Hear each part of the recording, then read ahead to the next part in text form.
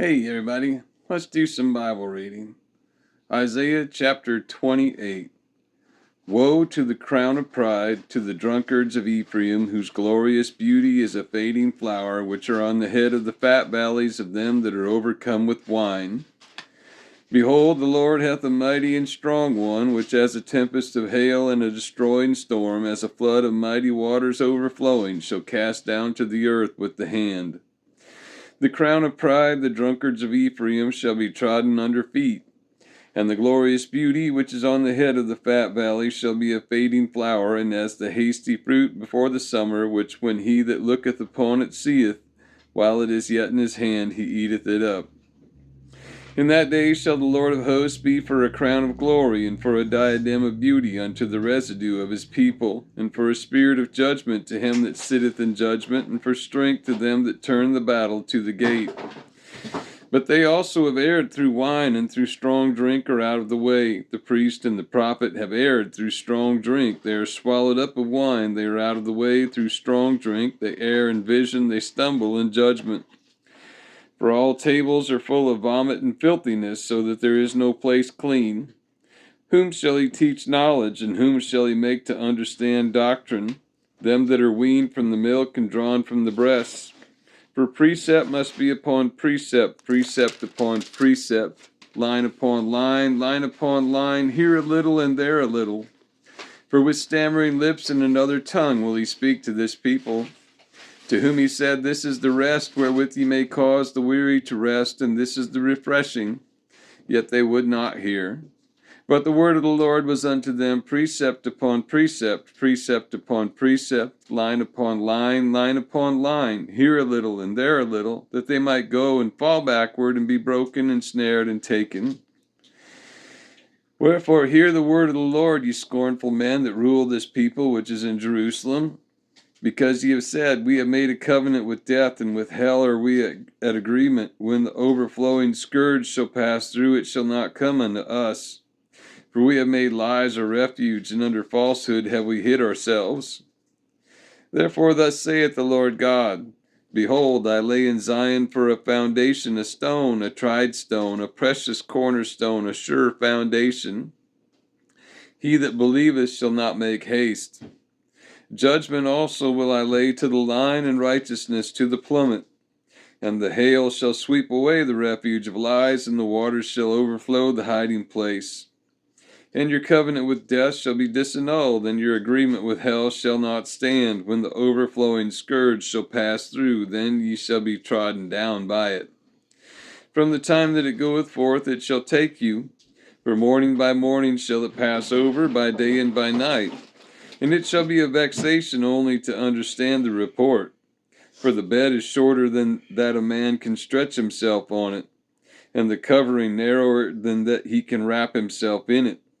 For the Lord shall rise up as in Mount Perazim, he shall be wroth as in the valley of Gibeon, that he may do his work, his strange work, and bring to pass his act, his strange act. Now therefore be ye not mockers, lest your bands be made strong. For I have heard from the Lord God of hosts a consumption, even determined upon the whole earth. Give ye ear and hear my voice, hearken and hear my speech. Doth the plowman plow all day to sow? Doth he open and break the clods of his ground? When he hath made plain the face thereof, doth he not cast abroad the fitches, and scatter the cumin, and cast in the principal wheat, and the appointed barley, and the rye in their place? For his God doth instruct him to discretion, and doth teach him. For the fitches are not threshed with the threshing instrument, neither is a cartwheel turned about upon the cumin, but the fitches are beaten out with a staff, and the cumin with a rod. Red corn is bruised, because he will not ever be threshing it, nor break it with the wheel of his cart, nor bruise it with his horsemen. This also cometh forth from the Lord of hosts, which is wonderful in counsel, and excellent in working. Chapter 29. Woe to Ariel, the city where David dwelt. Add ye year to year, let them kill sacrifices. Yet I will distress Ariel, and there shall be heaviness and sorrow. And it shall be unto me as Ariel. And I will camp against thee round about, and will lay siege against thee with a mount, and I will raise forts against thee.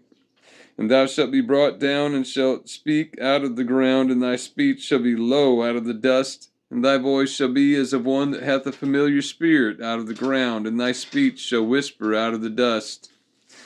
Moreover, the multitude of thy strangers shall be like small dust, and the multitude of the terrible ones shall be as chaff that passeth away. Yea, it shall be at an instant suddenly. Thou shalt be visited of the Lord of hosts with thunder, and with earthquake, and great noise, with storm and tempest, and the flame of devouring fire. And the multitude of all the nations that fight against Ariel, even all that fight against her and her munition, and that distress her, shall be as a dream of a night vision. It shall even be as when an hungry man dreameth, and behold, he eateth, but he awaketh, and his soul is empty. Or as when a thirsty man dreameth, and behold, he drinketh, but he awaketh, and behold, he is faint, and his soul hath appetite. So shall the multitude of all the nations be that fight against Mount Zion. Stay yourselves and wonder, cry ye out and cry. They are drunken, but not with wine. They stagger, but not with strong drink. For the Lord hath poured out upon you the spirit of deep sleep, and hath closed your eyes. The prophets and your rulers, the seers, hath he covered.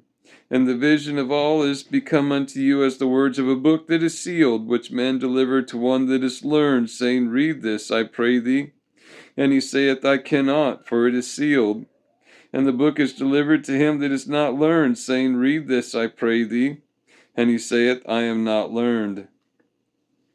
Wherefore the Lord said, Forasmuch as this people draw near me with their mouth, and with their lips do honor me, but have removed their heart far from me, and their fear toward me is taught by the precept of men, therefore, behold, I will proceed to do a marvelous work among this people, even a marvelous work and a wonder. For the wisdom of their wise men shall perish, and the understanding of their prudent men shall be hid. Woe unto them that seek deep to hide their counsel from the Lord, and their works are in the dark, and they say, Who seeth us, and who knoweth us? Surely your turning of things upside down shall be esteemed as the potter's clay. For shall the work say of him that made it, He made me not? Or shall the thing framed say of him that framed it, He had no understanding? Is it not yet a very little while, and Lebanon shall be turned into a fruitful field, and the fruitful field shall be esteemed as a forest? And in that day shall the deaf hear the words of the book, and the eyes of the blind shall see out of obscurity and out of darkness. The meek also shall increase their joy in the Lord, and the poor among men shall rejoice in the Holy One of Israel. For the terrible one is brought to naught, and the scorner is consumed, and all that watch for iniquity are cut off. That make a man an offender for a word, and lay a snare for him that reproveth in the gate, and turn aside the just for a thing of naught. Therefore thus saith the Lord, who redeemed Abraham, concerning the house of Jacob, Jacob shall not now be ashamed, neither shall his face now wax pale. But when he seeth his children, the work of mine hands in the midst of him, they shall sanctify my name, and sanctify the Holy One of Jacob, and shall fear the God of Israel. They also that erred in spirit shall come to understanding, and they that murmured shall learn doctrine. And that's all for today, folks. We'll see you again next time.